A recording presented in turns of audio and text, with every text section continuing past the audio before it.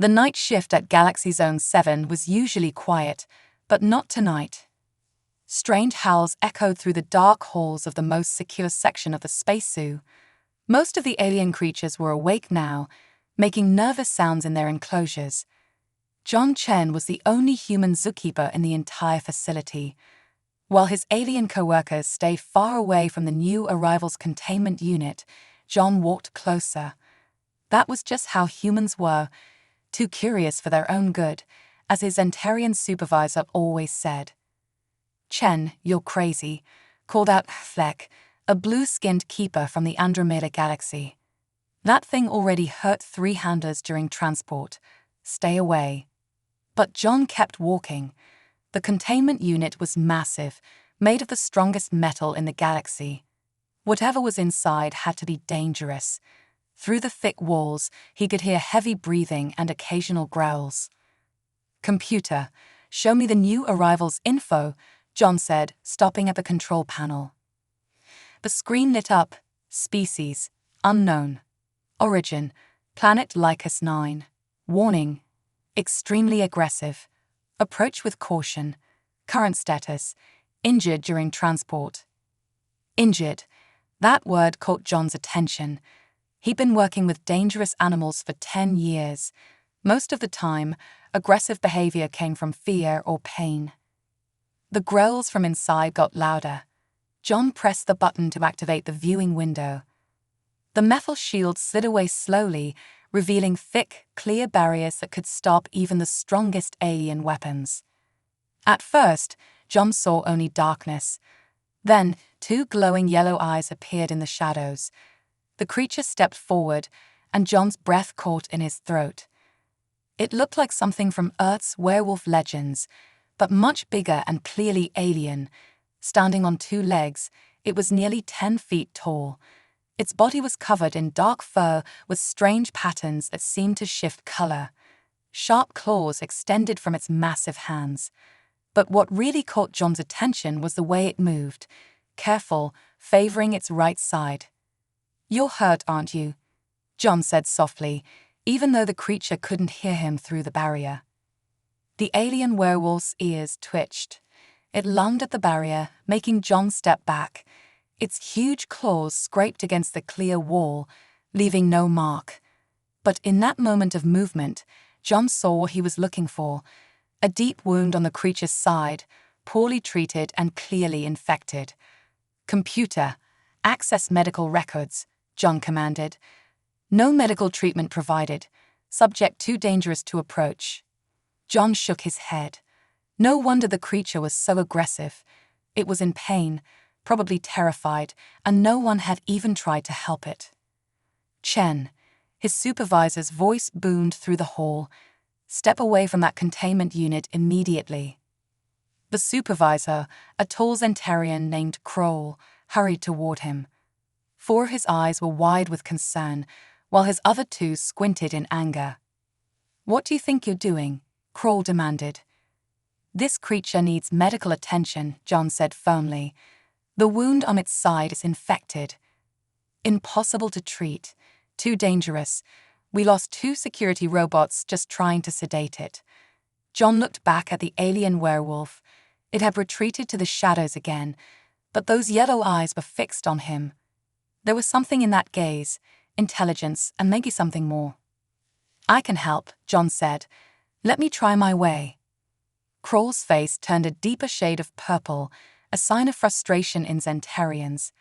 "Absolutely not. This is the most dangerous creature we've received in 50 cycles." "Then why was it brought here?" John asked. "This is supposed to be a rehabilitation center, not a prison. Every creature deserves a chance."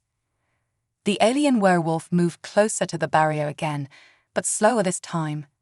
Its eyes hadn't left John. There was pain in those eyes, but also curiosity. "I'll take full responsibility," John said. "Let me treat its wounds.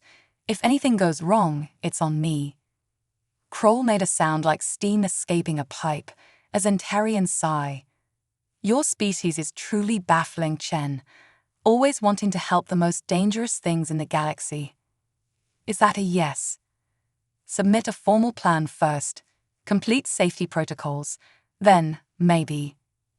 John nodded, already thinking about how to approach this challenge. As he turned to leave, he looked one last time at the creature. For just a moment, he could have sworn he saw something change in those fierce yellow eyes, a glimmer of hope. Behind him, he heard his co-workers whispering bets on how long he would survive. But John didn't care. He had work to do and a new friend to help, even if that friend was currently the most feared creature in the galaxy. After 3 days of paperwork and safety meetings, John finally got permission to enter the containment unit.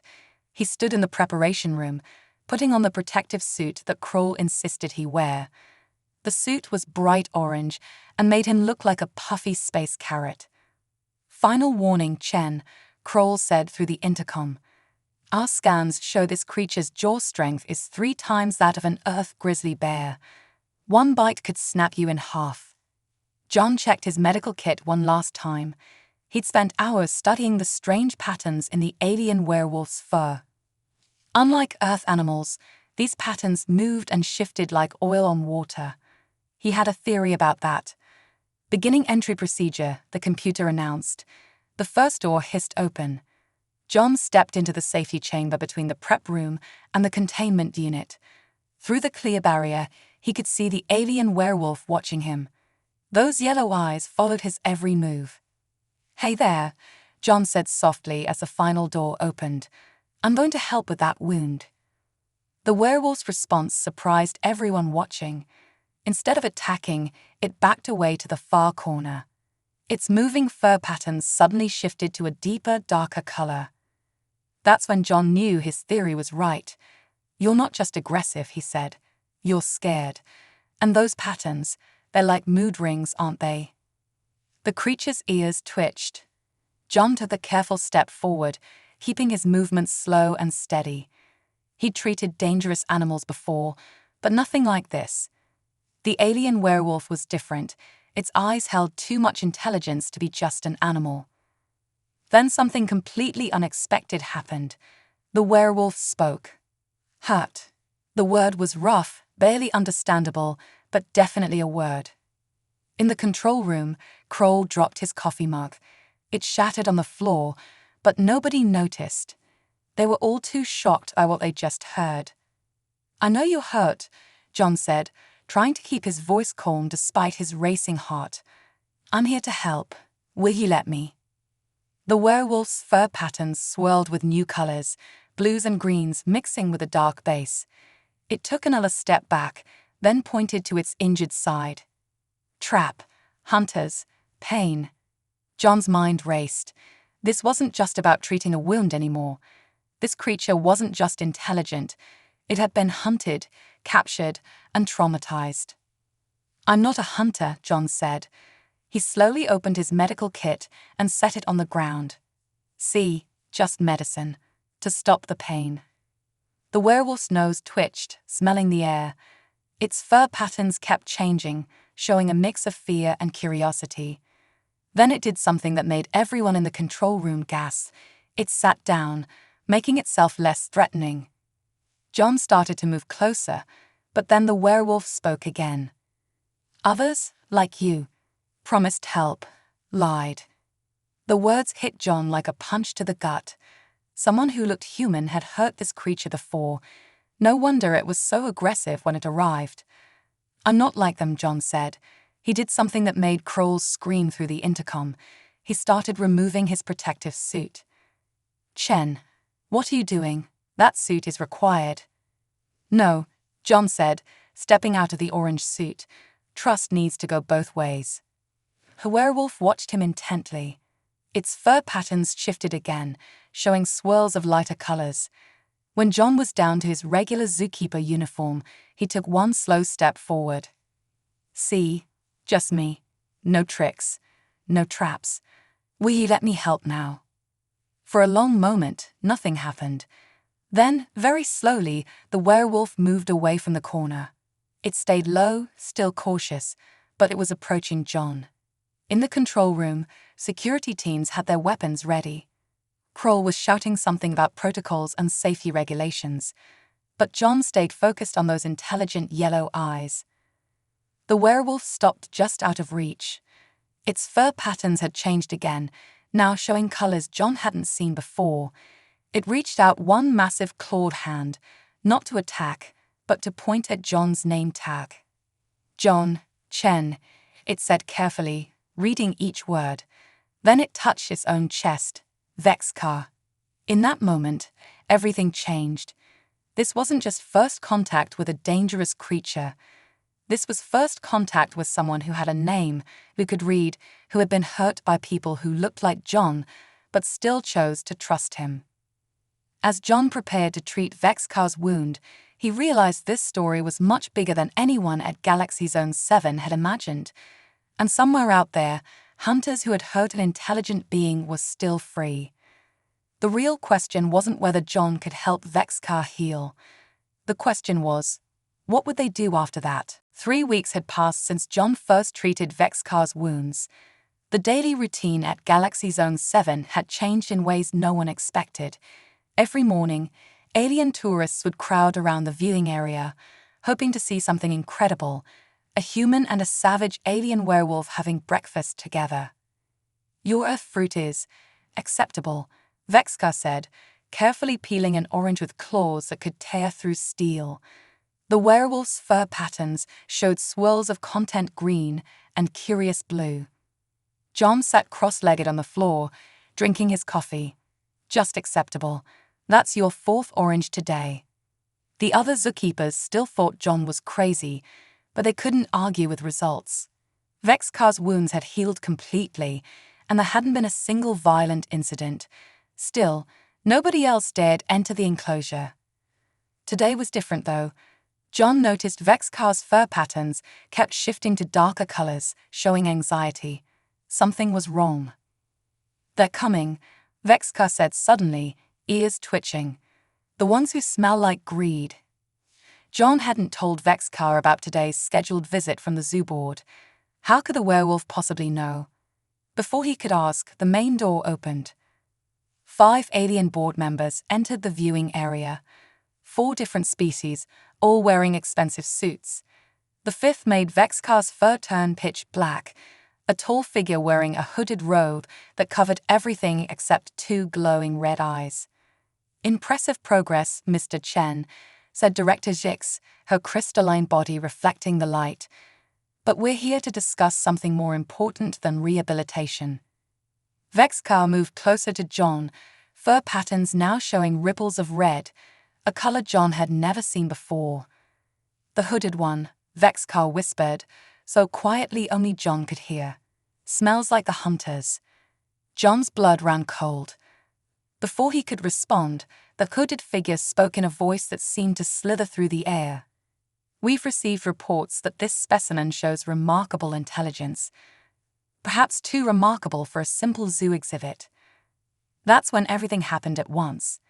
The hooded figure reached for something inside its robe. Vexcar let out a roar that shook the walls, but what happened next shocked everyone. Instead of attacking, Vexcar leaped in front of John, using its massive body as a shield. The hooded figure pulled out what looked like a scanner, but John caught a glimpse of something else hidden beneath, a weapon he recognized from Earth's black markets. "Stop," John shouted. "This isn't just an exhibit. Vexcar is a person. Look." He pointed to the corner of the enclosure where Vexcar had been spending hours each day. Everyone turned to see something extraordinary. On the wall were complex mathematical equations drawn with fruit juice. Equations about space travel, quantum physics, and something else, something that made the hooded figure take a step back. "Impossible," Director Jix whispered. "These are theoretical calculations for tracking interdimensional portals." Vexcar's fur patterns shifted to a color John had never seen, a brilliant silver that seemed to glow. The werewolf stood tall, no longer pretending to be just an animal. "I was chief scientist," Vexcar said, speaking clearly for the first time in front of others. "My world found the Hunter's portal network. They came for me, took my research, destroyed everything." The hooded figure backed away, but Vexcar wasn't finished. With one massive claw, the werewolf pointed directly at the figure's hidden weapon. "That gun. Design is from my world, my laboratory, before the fire." Director Jix's crystalline body turned a deep red, a sign of anger among her species. "Security. Detain that hooded board member immediately." But the figure was already running. As alarms blared through Galaxy Zone 7, John looked at Vexcar with new understanding. Those nightly conversations about the stars, the careful questions about Earth's science, it all made sense now. "Why didn't you tell me sooner?" John asked. Vexcar's fur showed swirls of both trust and sadness. "Needed to know first if Earth humans were like them. Or like you." As security forces chased the mysterious figure through the zoo, John realized this was just the beginning.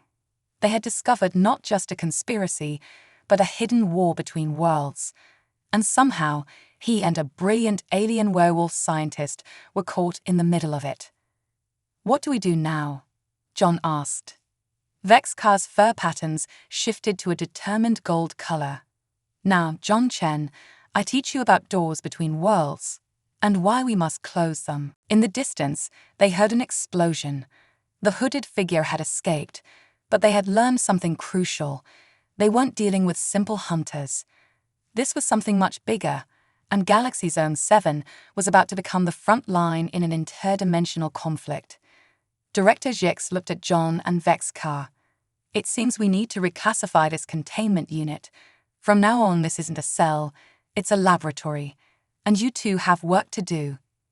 That night, after Galaxy Zone 7 had gone quiet, John sat in Vexcar's newly designated laboratory, watching his friend draw star maps in the air using glowing fur patterns. The werewolf's ability to make its fur illuminate and project images was yet another surprise. "My world was here," Vexcar said, a point of blue light glowing in its fur. "The hunters came from spaces between spaces." "Like parallel dimensions?" John asked, taking notes. His small tablet computer looked ancient compared to what Vexcar was showing him. Suddenly, all of Vexcar's fur went dark. The werewolf's ears twitched. "Someone watches." The security cameras had been turned off for the night. Director Jix orders. But when John looked up at the ventilation shaft, he saw a tiny red light, not a normal security device. "Down," Vexcar roared, tackling John just as a beam of energy shot through where he'd been sitting. The werewolf's fur blazed with protective red patterns. Instead of running, Vexcar did something incredible. The werewolf's fur began pulsing with complex patterns, sending out waves of light that filled the room. Every hidden device, every spy camera, became visible, outlined in responding light. "Quantum resonance mapping," Vexcar explained. "My fur, special properties, can detect technology from my world." They found 17 devices hidden throughout the lab. But what happened next changed everything they thought they knew. One of the devices started speaking. "Chief Scientist Vexcar," a voice whispered in a language John had never heard. Yet somehow, he could understand it. "The resistance lives." Vexcar's fur patterns exploded into colors John didn't even have names for. The werewolf responded in the strange language, and John realized he could understand that too. "How am I understanding this?" John asked. "My fur patterns," Vexcar explained. "Not just colors, data transmission, teaching your brain as we speak, an old technology from my world." The hidden device continued. "The hunters didn't just take our research. They took our people, other scientists, children. There are more of us, hidden in zoos and labs across the galaxy." John's mind raced. The other dangerous specimens that have been arriving. All brilliant minds, Vexcar confirmed, disguised as monsters, hidden where the hunters wouldn't look closely. That's when they heard footsteps in the corridor. The device went silent, but before anyone could enter, Vexcar did something that left John speechless. The werewolf's fur patterns formed into an exact holographic replica of the lab, hiding the evidence of their discovery. Director Jix entered, her crystalline form glowing softly. Just checking on. Wait. She looked at John. Your brainwave patterns have changed. They're synchronized with Vexcar's quantum field. You know about the quantum field? John and Vexcar asked simultaneously. Jix's crystalline form shifted to reveal complex circuitry within. Why do you think I run a zoo? Best place to hide refugees of the quantum wars. The truth hit John like a thunderbolt. Galaxy Zone 7 wasn't just a zoo. It was a sanctuary, hiding brilliant minds from across the dimensions, protected by being labeled as dangerous creatures. How many others? John asked. Remember the deadly crystal serpent in Sector 4? Jix smiled. Quantum physicist. The savage plant creature in Sector 7. Biotechnology expert. We've been gathering them, protecting them. Waiting.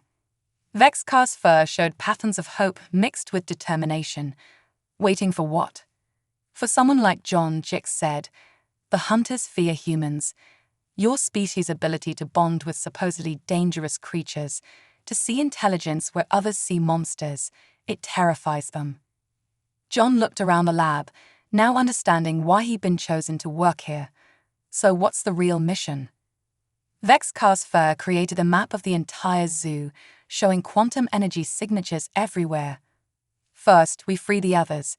Then, we take back our worlds. As if in response, they heard roars, chirps, and calls from throughout the zoo, other hidden scientists communicating in ways only they could understand. The night shift at Galaxy Zone 7 would never be the same. John smiled. When do we start? Jix pressed a button on her crystalline arm, and suddenly the entire zoo's lighting changed, revealing quantum patterns everywhere. We already have. Welcome to the real Galaxy Zone 7, John Chen, humanity's first interdimensional resistance base. Vexcar's fur glowed with patterns that matched the zoo's new lighting. Now, my friend, I teach you the real science, the kind that changes universes. Around them, the hidden quantum network hummed with energy, as brilliant minds disguised as monsters prepared for the fight to reclaim their worlds. And at the center of it all stood a human zookeeper who had done what humans do best, seen past appearances to find friends among the so-called monsters. The day everything changed started normally at Galaxy Zone 7, or at least what passed for normal, in a secret interdimensional resistance base disguised as a space zoo. John was helping Vexcar calibrate a quantum scanner hidden inside an ordinary food bowl when the emergency alarms blared. Unscheduled ship approaching, the computer announced. Warning, dimensional anomalies detected. Vexcar's fur patterns shifted rapidly, displaying complex data streams. Hunter signatures. But different, they're not trying to hide anymore. Director Jix burst into the lab, her crystalline form pulsing with red emergency patterns. They found us. Someone leaked the network locations. Through the viewing windows, they watched as a massive black ship appeared in the sky above the zoo. Its surface seemed to shift and ripple, like it wasn't fully in this dimension. John, Vexcar said urgently, remember what I taught you about quantum harmonics. The fur patterns that let me understand your language. Time for the next lesson. Vexcar's fur suddenly blazed with intense light, projecting directly into John's mind. In seconds, his brain was flooded with advanced quantum physics knowledge. Warning, the computer blared. Unknown energy signature approaching main entrance. They rushed to the security monitors. What they saw made even Vexcar's fur turn pure white with shock. The hunters had brought something impossible, a creature made entirely of shifting dimensional tiers, held together by dark energy. A void walker, Jix whispered. They've weaponized the space between dimensions. The creature phased through the zoo's strongest barriers like they were mist. Behind it came figures in hooded robes, carrying weapons that distorted reality itself. But then something unexpected happened. From every enclosure in Galaxy Zone 7, supposedly dangerous creatures emerged, revealing their true forms as brilliant scientists and engineers from across the dimensions. The crystal serpent physicist uncoiled to reveal she was actually manipulating strings of pure quantum energy. The savage plant creature extended vines that created complex biotechnological shields. Even the supposedly mindless space jellyfish in Sector 9 revealed itself to be a living supercomputer. They're all connecting to the quantum network, John realized, watching patterns of light similar to Vexcar's fur spread throughout the zoo. Vexcar nodded. But we need something they don't expect, something the hunters haven't planned for.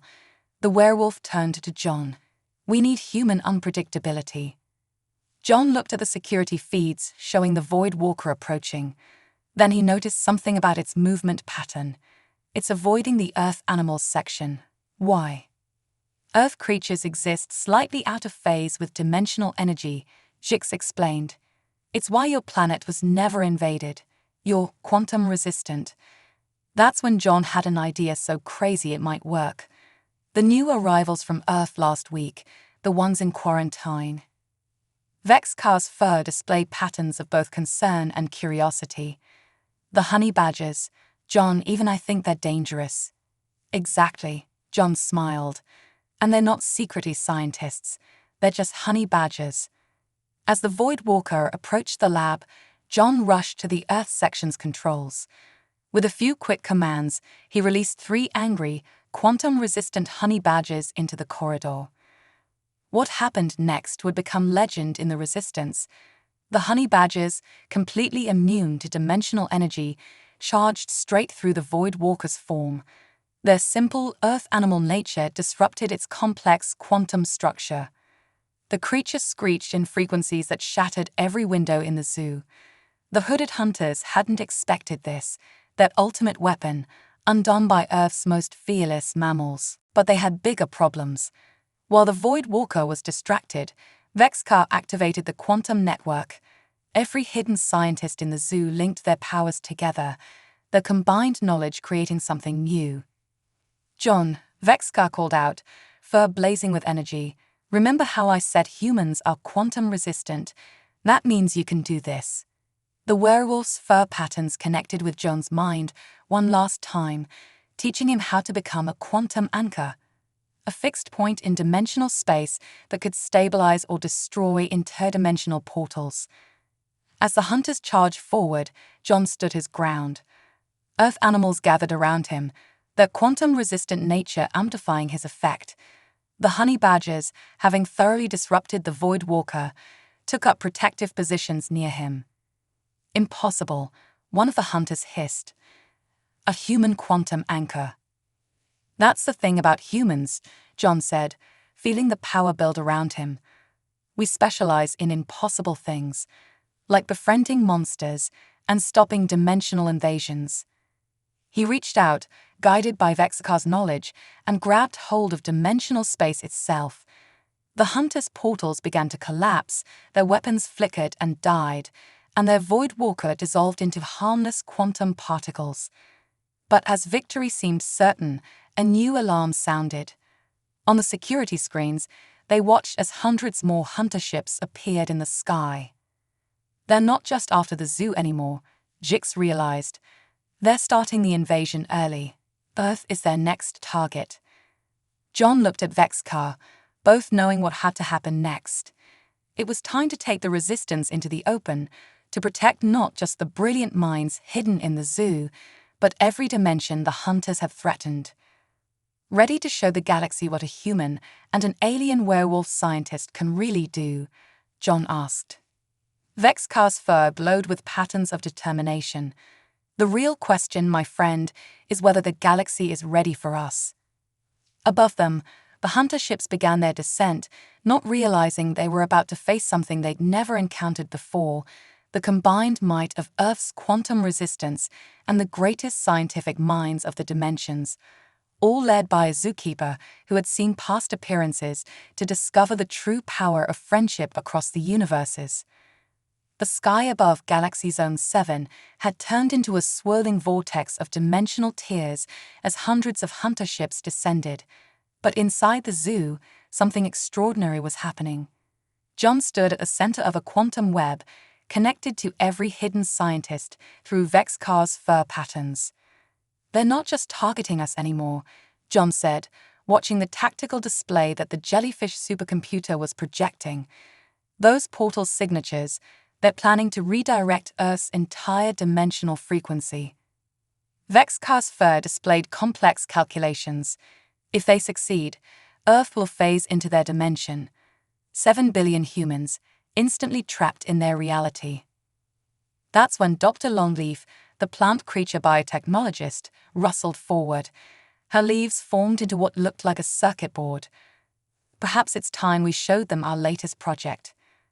From beneath the zoo's foundations, something massive began to rise.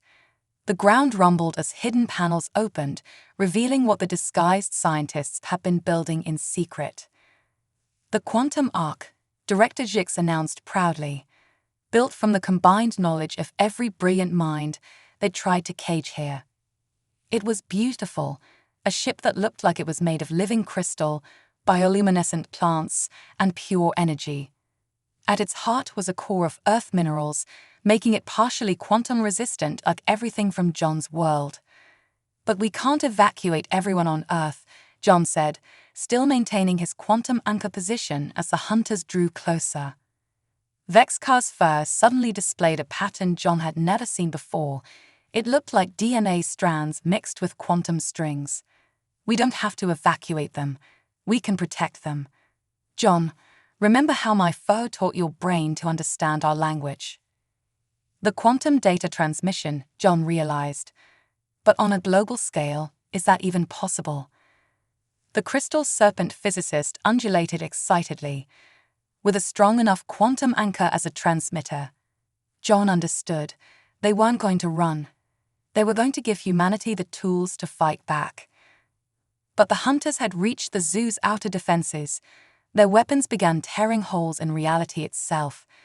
Through the breaches, John caught glimpses of their home dimension, a twisted place where the laws of physics were more like suggestions. "Begin the transmission," Jix ordered. Every hidden scientist connected their knowledge to Vexcar's fur patterns. The werewolf's fur blazed so brightly it looked like a star had been born inside the zoo. John felt the quantum data flood through his mind and out into the world, carried on his unique human quantum frequency.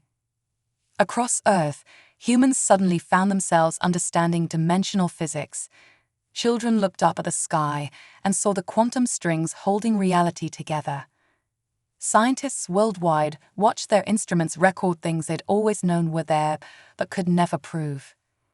The honey badgers, still immune to dimensional effects, formed a protective circle around John as he broadcast. But the hunters were breaking through. That's when they discovered another surprise. Earth's animals, given quantum awareness through the transmission, began to fight back. Dogs howled at frequencies that disrupted hunter technology. Cats, already living partly in other dimensions according to Vexcar's calculations, phased through hunter weapons and shorted them out. "It's working," John called out, "but they're still coming." Vexcar stepped forward, fur showing battle patterns. "Then we give them something else they fear, the truth." The werewolf's fur projected images into the sky above the zoo, recordings of the hunter's crimes, broadcast on frequencies that every species could see. The murder of civilizations, the theft of knowledge, the dimensional prison camps. But it also showed something else, hope. It showed humans working alongside the very creatures they were supposed to fear. It showed John treating Vexcar's wounds, Director Jix protecting her charges, Earth animals defending other dimensions. The hunter ships faltered.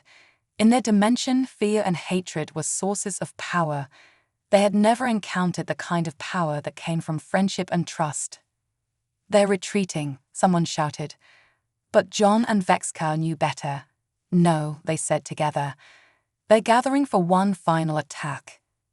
The sky turned black as every hunter ship combined into a single massive tear in reality. The void between dimensions began to swallow everything. "Get to the Ark," Jix ordered. "No," John said firmly. "We've spent too long hiding, running. It's time to show them why they were right to fear what happens when humans and quantum beings work together." Vexcar's fur glowed with pride. Together then, my friend. John nodded, reaching out to touch Vexcar's fur. The quantum connection between them blazed like a newborn sun. Around them, every scientist in the zoo, every earth animal, every being that had been labeled as dangerous, joined their power together. The honey badgers, naturally immune to dimensional energy, formed the eye of their storm. The plant creature's biotech merged with the crystal serpent's physics equations. The jellyfish supercomputer calculated possibilities faster than light. And at the center of it all, a human zookeeper and an alien werewolf scientist showed the universe what friendship could really do. They weren't fighting anymore. They were creating something entirely new. The hunter ships hung in the sky, watching as Galaxy Zone 7 began to change. It was time to show them why you should never underestimate the power of those you call monsters, or the humans who choose to be their friends. Galaxy Zone 7 was no longer just a zoo. As John and Vexcar's combined quantum energy reached its peak, the entire facility began to transform. The walls melted away, revealing the true form of what the hidden scientists had built, a quantum nexus point disguised as a simple space zoo. They're powering up their dimensional destroyer, the jellyfish supercomputer announced, its tentacles streaming data in brilliant patterns. Calculating survival probability, 0%. But John smiled. Good thing humans don't believe in those kinds of odds. Vexcar's fur suddenly displayed something incredible, a memory from the werewolf's world before its destruction. A celebration where thousands of quantum beings danced with dimensional energy, creating art with reality itself. That's it, John exclaimed. We've been fighting their way, with weapons and force. But your people, they were artists first, weren't they? The werewolf's eyes glowed with understanding. Science and art, they were never separate on my world. As the hunter's dimensional destroyer began to tear apart reality, John and Vexcar did something unprecedented.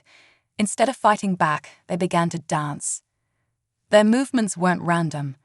Each step, each gesture, created patterns in quantum space. Vexcar's fur blazed with equations that turned into music. John's quantum anchorability transformed from a defensive shield into a conductor's button for dimensional frequencies. The other hidden scientists caught on quickly. The crystal serpent physicist began weaving sine waves through reality. The plant creature biotechnologist's vines grew in fractals that strengthened dimensional walls instead of breaking them. Even the honey badgers, still completely immune to quantum effects, created their own chaotic patterns that somehow made the whole thing stronger. They weren't just resisting the hunter's power, they were turning it into art. What are they doing? The hunter's leader demanded, his voice echoing across dimensions. Director Jix, her crystalline form now a prism of infinite possibilities, laughed. They're teaching reality how to dance. The quantum nexus point that was once Galaxy Zone 7 began to pulse with rhythm. Every animal, every plant, every atom joined the symphony. Earth's quantum resistance transformed into quantum resonance, amplifying the effect across dimensions. But the hunters weren't done. Their dimensional destroyer fired its main weapon, a beam of pure void designed to erase everything it touched from existence. That's when Vexcar shared one last secret through their quantum bond. John, my fur patterns, they're not just for communication or calculations. They're memories, the stored knowledge of my entire civilization. Understanding flooded through John. Every shift in Vexcar's fur, every pattern he'd been learning to read, contained pieces of a culture that celebrated existence through quantum art. And now faced with oblivion, they would use that art to save everything.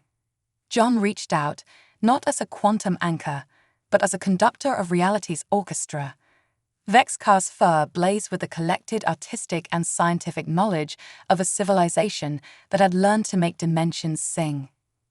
The void beams struck their quantum dance and became part of the melody. Impossible, the hunters screamed. No, John and Vexcar said together, their voices carrying across all frequencies. This is what happens when you cage artists and call them monsters.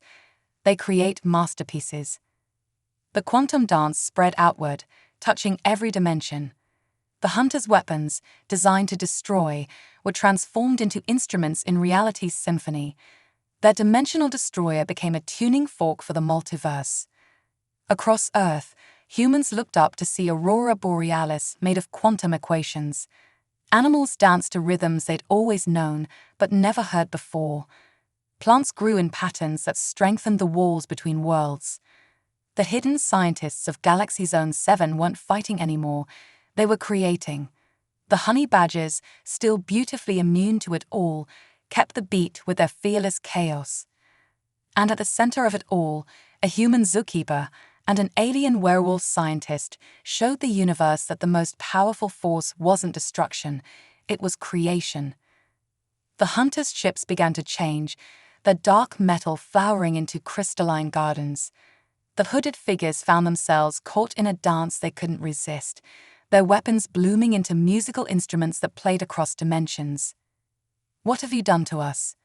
their leader asked, hood falling back to reveal eyes that now saw beauty instead of targets. "We didn't do anything to you," John said. Vexcar's fur showed patterns of healing and hope. "We just reminded the universe how to dance."